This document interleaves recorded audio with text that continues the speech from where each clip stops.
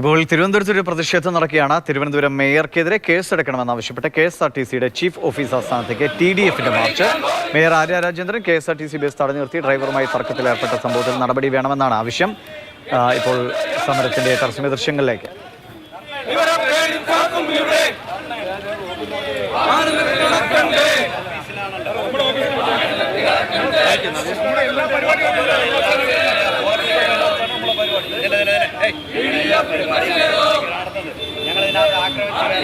ഡ്രൈവറെ തടഞ്ഞു നിർത്തി അല്ലെങ്കിൽ കണ്ടക്ടർക്ക് നേരെ എല്ലാം കയ്യേറ്റമോ അല്ലെങ്കിൽ തർക്കങ്ങളോ സംഘർഷങ്ങളോ ഉണ്ടായാൽ യൂണിറ്റ് ഓഫീസർ KSRTC ആണ് പരാതി കൊടുക്കേണ്ടത്.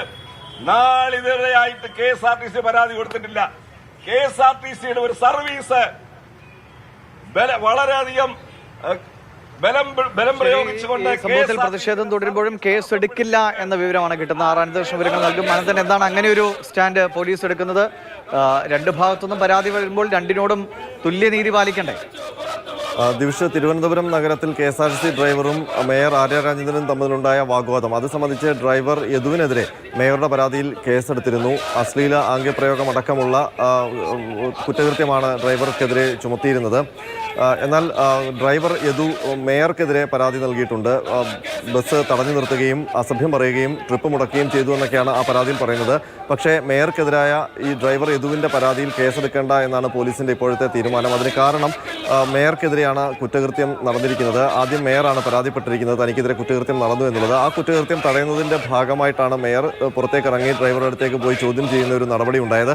അതുകൊണ്ട് മേയർക്കെതിരെ കേസെടുക്കേണ്ട ആവശ്യമില്ല. ഒരേ കുറ്റകൃത്യത്തിൽ ആ കുറ്റകൃത്യം യഥാർത്ഥത്തിൽ ആദ്യം റിപ്പോർട്ട് ചെയ്തത് മേയറുടെ പരാതിയിലാണ്. അതുകൊണ്ട് ഡ്രൈവറുടെ പരാതിയിൽ കഴമ്പില്ല എന്നുള്ളൊരു വിലയിരുത്തലാണ് പോലീസ് എടുത്തിരിക്കുന്നത്.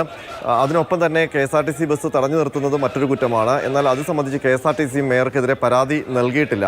ഏതായാലും പോലീസ് ഇങ്ങനൊരു വാദം എടുക്കുമ്പോഴും അത് എത്രത്തോളം നിലനിൽക്കും എന്നുള്ള കാര്യം സംശയമാണ്. കാരണം ഈ നിലവിൽ പ്രതിസ്ഥാനത്ത് നിൽക്കുന്നയാൾ തനിക്കെതിരെയും അട്രോസിറ്റി ഉണ്ടായി എന്നുള്ള ഒരു പരാതി നൽകിയാൽ ആ പരാതി കൂടി ഉൾക്കൊള്ളാൻ പോലീസിന്റെ അല്ലെങ്കിൽ നമ്മുടെ നിയമവ്യവസ്ഥ ഈ രണ്ട് വിഭാഗത്തെയും ആരോപണം പ്രത്യാരോപണമൊക്കെ നിറയുമ്പോഴും ഈ വണ്ടി കുറുകെയിട്ട് സംസാരിച്ചു എന്നതൊരു പ്രധാനപ്പെട്ട വിഷയമല്ലേ? തിരുവനന്തപുരം നഗരത്തിലാണ് അത് ചെയ്തത്. അപ്പോൾ രണ്ട് ഭാഗത്തും ആരുടെ ശരിയാണെങ്കിൽ അത് കണ്ടെത്തട്ടെ. പക്ഷേ ഈ കേസ് എടുക്കുന്നതിൽ ഇങ്ങനെ ഒരു വിവേചനം കാണിക്കേണ്ട ആവശ്യമില്ലല്ലോ പോലീസിന്.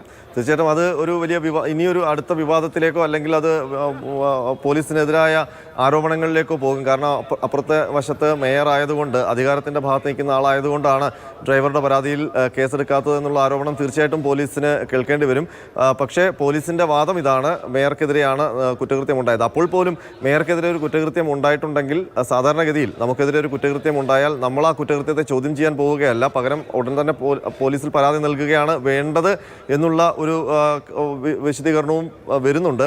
അതായത് മേയർക്കെതിരെ അങ്ങനെ ഒരു അക്രമം ഉണ്ടായിട്ടുണ്ടെങ്കിൽ ഉടൻ തന്നെ കൺട്രോൾ റൂമിലോ അല്ലെങ്കിൽ പോലീസിലോ വിളിച്ചറിയിച്ചിരുന്നെങ്കിൽ 5 മിനിറ്റ് കൊണ്ട് അല്ലെങ്കിൽ 2 മിനിറ്റ് കൊണ്ട് പോലീസ് എത്താവുന്ന ഒരു സ്ഥലത്ത് തന്നെ, നഗരത്തിൻ്റെ അത്രയും പ്രധാനപ്പെട്ട സ്ഥലത്താണ് ഈ സംഭവം നടക്കുന്നത്. അപ്പോൾ അങ്ങനെ ഉണ്ടാകാതെ മേയർ വാഹനം തടഞ്ഞിടുകയും ഒക്കെ ചെയ്തു എന്നുള്ളത് ഗുരുതര ഒരു വീഴ്ചയായിട്ട് തന്നെ ചൂണ്ടിക്കാട്ടപ്പെടുന്നു.